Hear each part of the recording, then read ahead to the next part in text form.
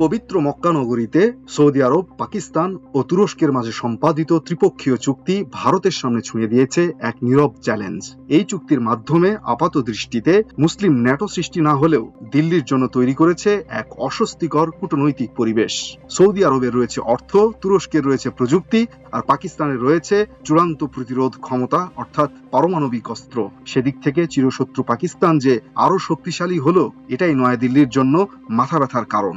মক্কা চুক্তি যে ভারতের নিরাপত্তা উদ্বেগ বৃদ্ধি করেছে তা বলাই যায়। এর প্রতি উত্তরে পরিবর্তনশীল ভূ রাজনীতিতে দ্রুত হিসেব মেলানোর জন্য তৎপর হয়ে উঠেছেন নরেন্দ্র মোদী।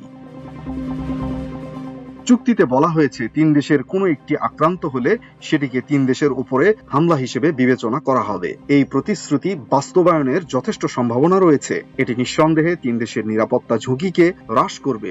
অন্য একটি দেশের সঙ্গে যুদ্ধে জড়িয়ে পড়লে যে বিপুল খরচ ও ঝুঁকি তৈরি হবে তা প্রত্যেক দেশ সম্মিলিতভাবে বহনের চেষ্টা করবে। অর্থাৎ সামরিক জোট হিসেবে এই ত্রিপক্ষীয় চুক্তি যে মুসলিম বিশ্বকে একটি শক্তিশালী ঐক্যের সম্ভাবনা উপহার দিয়েছে তা বলাই যায়।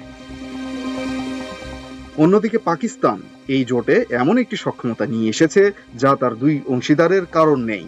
সেটি হলো বড় ও অভিজ্ঞ সামরিক বাহিনী এবং সবচেয়ে গুরুত্বপূর্ণ বিষয় হিসেবে উঠে এসেছে পারমাণবিক অস্ত্র। এই পারমাণবিক সক্ষমতাই শেষ পর্যন্ত পাকিস্তানের সবচেয়ে গুরুত্বপূর্ণ অবদান হয়ে উঠতে পারে। সৌদি আরবের যেমন রয়েছে অর্থনৈতিক সক্ষমতা, তেমনি তুরস্কের রয়েছে প্রযুক্তিগত সামর্থ্য, আর পাকিস্তানের হাতে রয়েছে পারমাণবিক অস্ত্র। এই পারমাণবিক ছাতায় তিন দেশের জোটকে এমন কৌশলগত গুরুত্ব দিতে পারে যা সৌদি আরব বা তুরস্ক একা অর্জন করতে পারত না। দ্য টেলিগ্রাফের ভাষ্য মতে ভারতের সামরিক পরিকল্পনাকারীরা আশঙ্কা করছেন নয়াদিল্লির সঙ্গে রিয়াদের ক্রমবর্ধমান অর্থনৈতিক সম্পর্ক ভবিষ্যতে ভারত পাকিস্তান সংঘাতের সময় অনাকাঙ্ক্ষিত প্রভাব ফেলতে পারে।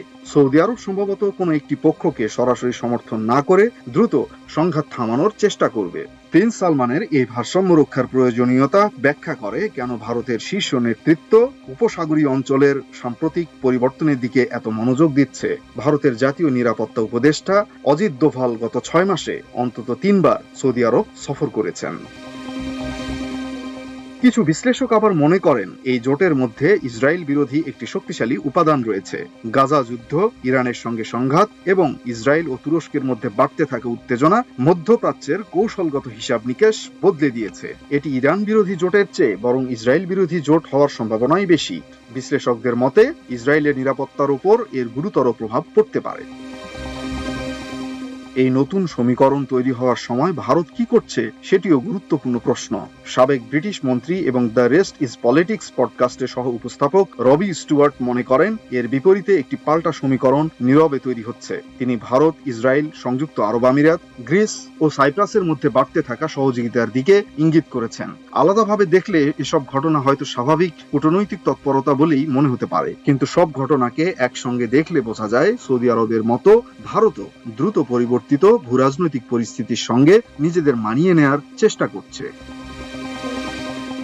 মাল্টিমিডিয়া ডেস্ক, আমার দেশ।